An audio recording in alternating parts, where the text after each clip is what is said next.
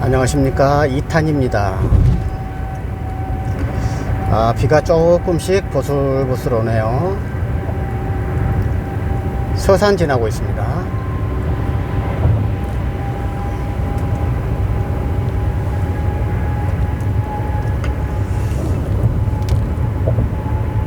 자, 이번 주제는 꼭 주제랄 것도 없습니다. 그냥 청약.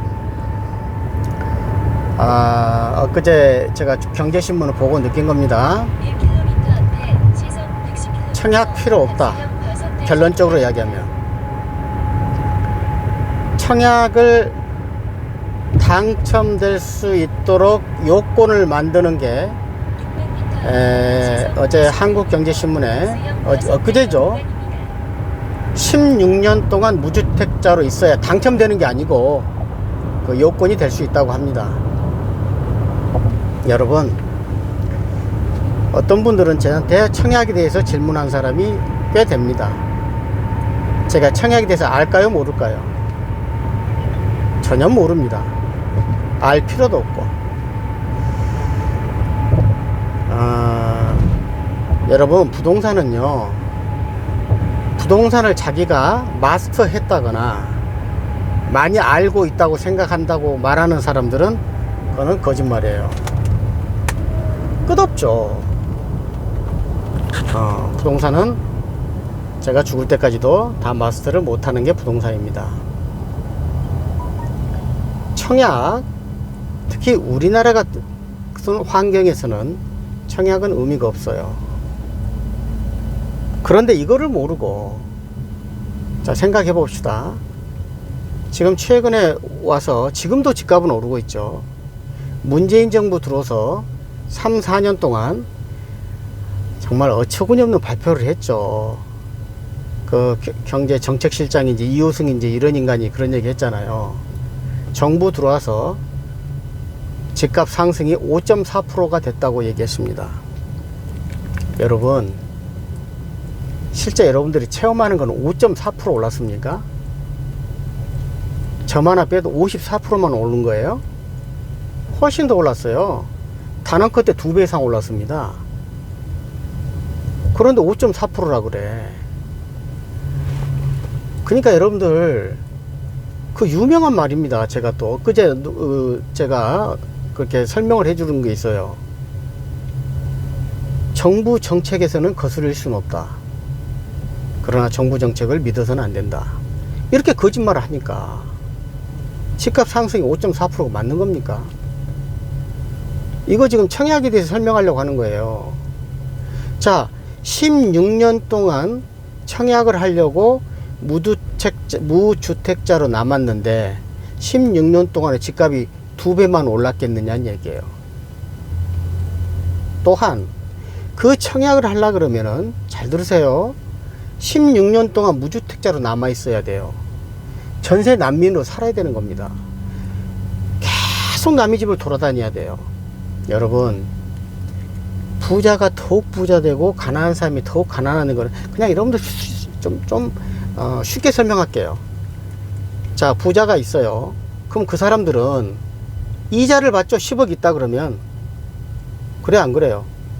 근데 집이 없는 사람은 대출을 받아요. 10억을. 한쪽은 이자를 받아가지고 더 재산을 불려나가는데 그 사람은 이자 내느라 허덕인단 말이에요. 그러니까 빈부격차가 벌어지는 거예요. 간단히 설명해서.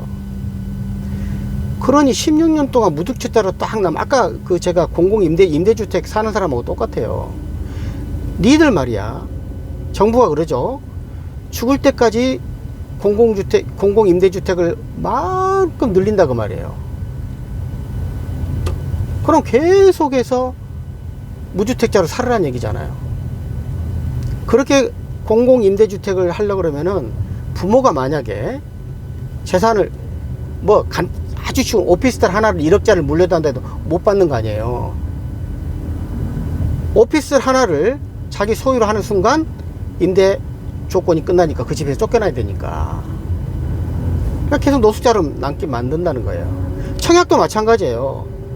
자, 근거에서 말씀드리는 겁니다. 그냥 16년 동안을 무주택자로 남으라고 그래.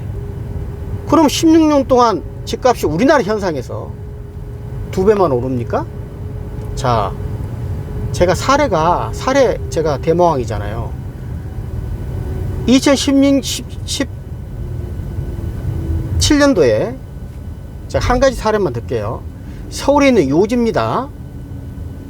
역세권에 3억에 샀어요. 지금 그 집이 12억이 돼요. 그럼 곱하기 3, 4, 12, 4배가 올랐어요. 문재인 정부 정책실장 발표대로 5.4배가 아니고 4배가 올랐다고. 4배. 4배 뭐예요? 400%. 5.4%가 아니고 400%가 오른 거야. 이거 자신있게 제가 말할 수 있어요.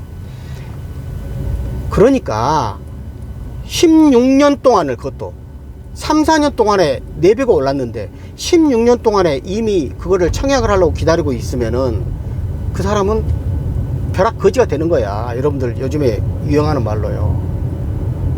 사야지. 낡은 집이라도 사야지. 2억이든 3억이든.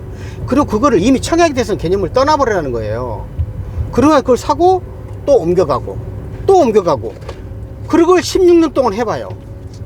그럼 그 집이 자기도 모르게 10억 20억이 돼 있는 거야. 근데 청약을 하려고 16년 동안 무등책자를 해가지고 계속 전세 살아.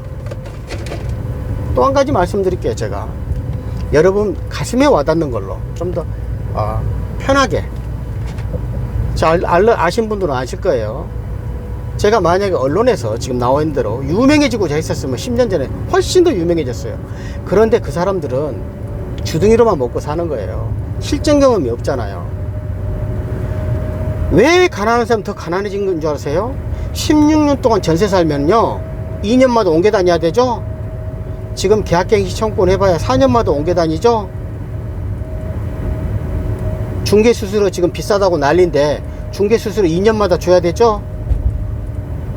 그 다음에 이사비용 150만원 200만원 줘야 되죠. 그리고 다시 또 수리도 좀 해야 되고, 길바닥에 다 까는 거야. 그럼 2년마다 16년 하게 되면, 자 16년하고 치면 무등책들 아까 말했대로 8번을 이사해야 돼요. 길바닥에 다 까는 거야. 그럼 부자들은 그거를 이자를 해가지고 다른 데 투자해서 더 불려나가고 있는 동안에 청약 기다리면서 16년 동안 벼락거지가 된다는 얘기예요. 청약 의미 있다 없다? 없다. 두 번째, 3기 신도시가 지금 현재 3기 신도시 할 테니까 홍남기가 그랬죠. 여러분들 집 사지 말라. 3기 신도시요 언제 될지 알아요? 제가 다시 한번 이야기합니다. 3기 신도시 언제 될지 아냐고. 땅 확보했나요? 땅 한 평도 확보 안 했어요. 지금부터 사야 돼. 근데 그걸 사전 청약을 하죠. 10년 후에 그 집 들어갈지 20년 후에 들어갈지 전혀 모르는 거예요. 아예 못 들어갈지도 모르고. 그런데 그거는 10년이든 20년 동안 그러면은 홍남기 말 듣고 무주택자로 남아야 돼. 그럼 부자 될까요? 안 되는 거예요. 팩트만 갖고 얘기하는 거예요. 그래서 제가 그랬잖아요. 지역주택조합과 3기 신도시를 말하는 정부하고는 똑같다. 지역주택조합들은 시행사가 사기를 치는 거고 3기 신도시는 정부가 사기를 치는 거예요. 잘 하셔야 됩니다. 그러니까 이거 제가 말하는 게 뭐겠어요? 더구나 사전 청약이라 하잖아요. 여러분 사전이란 말 들어가는 거는 사전 청약하게 되면 나중에 본 청약을 해요. 지금에서 2년 후에 3년 후에 또 본 청약을 하는 거야. 그리고 나서 또 10년 기다려야 돼. 그동안에 우리나라가 어떤 변화, 우리나라 같이 지금 익사이팅한 사회가 어디 있어요? 뭐? 10년 동안 천지개벽할지 어떻게 알아요 우리나라가? 요즘 같을 때 그렇잖아요. 2년 후에 3년 후를 몰라 우리나라는 지금. 근데 10년 동안 무주택자로 있어라? 그것도 짧아요. 20년이 될지 30년이 될지 아니면 영원히 없을지 어떻게 알아? 그럼 그동안에 그 사람들은 다시 한번 이야기하지만 무주택자로 남아야 돼. 전세를 돌아다녀야 돼. 왜? 당첨 기다리고 있었으니까. 안 되는 거란 말이에요 이게. 그래서 나쁜 정부라 말하는 거예요. 결론은 이거를 전부 뽑아낼 수 있는 사람들은 각자 능력이에요. 부동산은 자기 눈높이만큼 보이는 거예요. 제가 이렇게 아무리 말을 이렇게 해줘도 못 알아들어요. 자기는 청약. 청약할 필요 없어요. 더구나 우리나라에서는. 자, 또 시간이 되니까 저는 시간을 딱 보고 지금 10시 10분 넘어가니까 이 정도로 마치겠습니다. 다시 한번 판단은 여러분이 하시되 대한민국에서는 청약은 의미가 없다. 이상 마치겠습니다. 감사합니다.